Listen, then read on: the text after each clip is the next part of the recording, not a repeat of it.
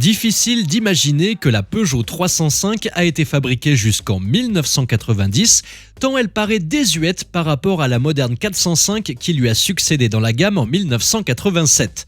La 305 cultive le sérieux, le classicisme et la sobriété. Une vraie Peugeot. Mais vous ne savez sans doute pas tout sur cette berline qui semble si discrète. Elle cache derrière elle tout un tas de prototypes et de dérivés qui n'ont malheureusement jamais vu le jour.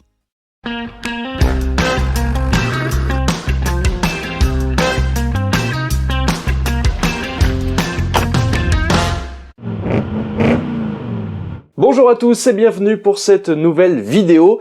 C'est vrai que la 305, tout le monde l'a plus ou moins oubliée. Et pourtant, l'étude de cette voiture aura pris du temps, mine de rien. Car au début, Peugeot avait fait appel à Pininfarina, et la première idée était de faire une berline bien plus haut de gamme que la 304 qu'elle doit remplacer. Mais on oublia vite le projet pour cause de manque d'argent, comme bien souvent. En même temps, on peut pas dire que le proto soit des plus réussis, avec cette face avant qui rappelle un peu la Renault 5. Et puis il y avait aussi le rachat de Citroën qui avait un petit peu perturbé les plans de Peugeot.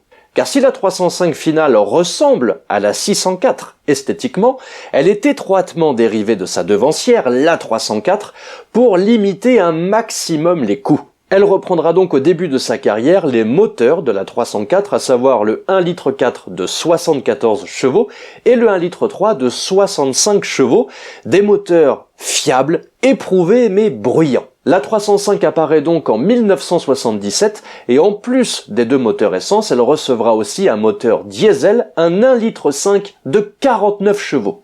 Ensuite, en 1980, Peugeot sort la version Break et présente aussi une nouvelle version un peu plus performante, enfin la S avec un 1,5 litre de 89 chevaux. En 1982, la phase 2 apparaît. Il s'agit d'un subtil restylage avec une calandre et des phares légèrement inclinés vers l'avant et plus lisses. En revanche, avec cette phase 2, la gamme s'enrichit. Un nouveau diesel un peu moins poussif est proposé, un 1,9 litre de 65 chevaux, mais surtout une GT qui remplace la S dans la gamme, avec un nouveau moteur, 1,6 litre et 94 chevaux, et un look un peu plus sportif entre guillemets, avec des jantes TRX du plus bel effet.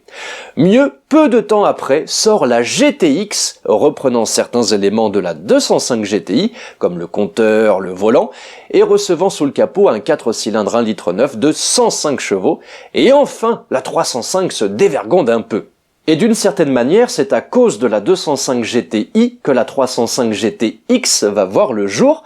En effet, à ce moment-là, l'image globale de Peugeot commence à sentir de nouveau le sport. En haut de gamme, la 505 offre une palette de motorisation plus musclée sur les TI, STI, GTI et Turbo. En bas, la toute nouvelle 205 GTI donne le la du renouveau du Lion.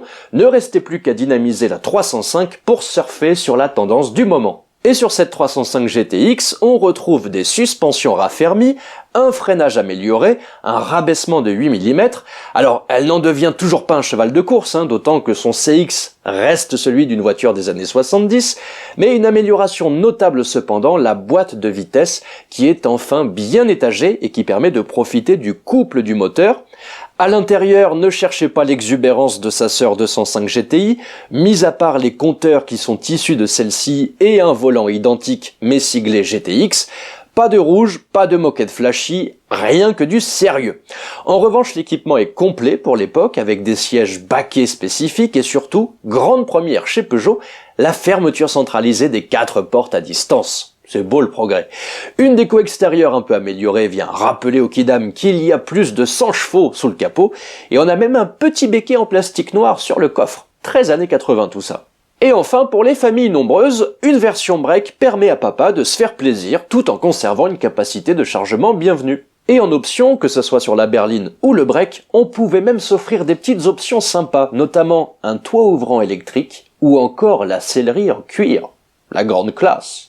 Alors bien évidemment, sa conception plus ancienne que la 205 GTI, sa base moins sportive, sa décoration moins tapageuse n'en font pas une concurrente des 205 GTI, mais quand on voit le prix d'une 205 GTI aujourd'hui, on se dit qu'il serait peut-être temps de se rabattre sur des seconds couteaux, certes moins enthousiasmants, mais non dénuée de charme et qui mérite tout autant d'être sauvée.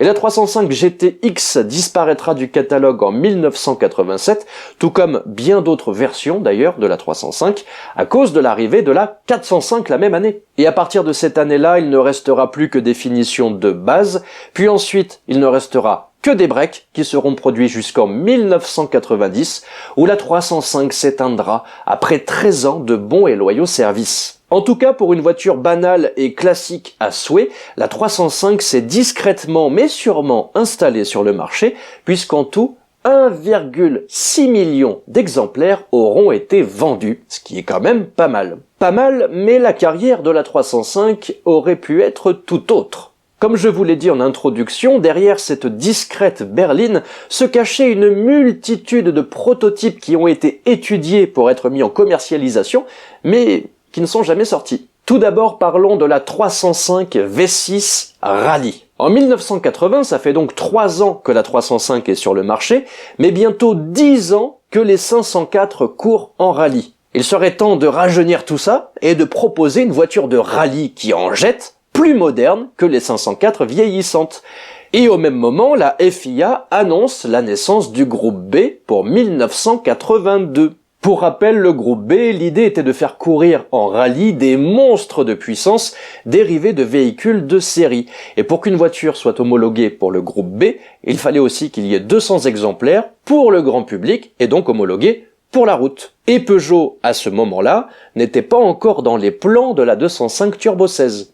Non, l'idée à ce moment-là de Peugeot était de prendre la 305, d'y mettre un gros moteur dedans et de la faire courir en rallye en groupe B pour redynamiser l'image de Peugeot. Aussitôt dit, aussitôt fait, les ingénieurs se mettent au boulot sur la 305. Au menu carrosserie bodybuildée, mais pas que, car question rallye, la propulsion ou la transmission intégrale c'est tout de même mieux que la traction. Donc les hommes du Lion modifient la 305, transformant la berline en propulsion. Mais c'est pas tout. Sous le capot, on trouvera un V6 PRV de 2,5 litres à 24 soupapes de 205 chevaux. Et tout à coup, la sage 305 de papa n'a plus vraiment la même saveur. Le projet sera mené de 80 à 81 et sera à 2 doigts de se concrétiser. Heuliez fut même mis à contribution pour concevoir la série limitée de 200 exemplaires homologués pour la route. Une maquette échelle 1 fut réalisée et présentée dans une superbe livrée blanche à bandes bleues et jaunes. Drôle d'association, enfin sauf pour les fans de l'ASM évidemment. Malheureusement ou heureusement, le projet n'aboutira pas puisque la relève arrivait en la personne de la 205. Et c'est elle qui désormais allait porter le flambeau du Lion en rallye. La 305 V6, elle, tombera dans l'oubli, mais elle servira de mulet pour concevoir la 205 Turbo 16. Et à l'opposé de la 305 V6, on trouvait un prototype, la 305 Vera, rien à voir avec Scooby-Doo. Vera voulait dire véhicule économe de recherche appliquée. En 1980, le prototype Vera 01 verra le jour, le but étant de réduire au maximum la consommation. L'aérodynamique fut donc retravaillée, ce qui permettra au CX d'être de 0,32 contre 0,44 pour la 305 de base. On réduira également le poids en passant de 925 à 740 kg et on y mettra un moteur essence plus petit dérivé de la Peugeot 104 et le tout a permis de baisser la consommation de 26% avec 4,8 litres au 100 à 90 km/h, 6,5 litres à 120 km/h et 7 litres au 100 en ville. Et en 1981, on présentera la Vera 02 qui elle fut équipée d'un petit 1,4 litre turbo diesel avec une vitesse maxi de 158 km/h mais surtout une consommation moyenne de 3,5 litres. Et c'était quand même une sacrée prouesse. Et c'était il y a 40 ans. Parlons ensuite d'une version peut-être encore moins connue, tellement peu connue que d'ailleurs j'ai pas trouvé de photos des prototypes, puisqu'il y a eu 2 prototypes mis au point par D'Angel en 1985. D'Angel, vous l'aurez compris, une 305 avec une transmission intégrale. Alors n'allez pas croire que l'idée derrière ça était de proposer une alternative plus petite à la 505 d'Angel pour sortir faire du 4x4. Non, l'idée était de concurrencer l'Audi Quattro. Imaginez les ingénieurs Peugeot qui arrivent au taf le lundi matin à 8h et qui se disent « Bon ok les gars, c'est bon, on a réfléchi tout le week-end, on arrête tout. Ce qu'on va faire, c'est qu'on va concurrencer l'Audi Quattro avec notre 305. Vous êtes chaud? Allez, on appelle d'Angèle. » Bon, vous vous en doutez, la 305 d'Angèle ne verra jamais le jour. Mais j'ai pas fini. J'en ai encore d'autres, du prototype de 305 à vous montrer. Des prototypes qui vont se concentrer uniquement sur la carrosserie, et je peux vous dire qu'il y en a eu des très beaux, et la 305 aurait pu être très belle. Déjà, la 305 a également été pensée en variante fastback avec un haillon. L'idée était de réaliser une silhouette supplémentaire sans dépenser trop de pognon. Elle aurait pu être une belle concurrente au Renault 30 ou encore Simca 1308, mais c'est pas tout. Voici la version coupée, imaginée par les designers sous la direction de Gérard Welter. On imagina aussi une déclinaison bicorps, plus typée années 80, avec deux petits feux qui feront leur apparition sur la 205.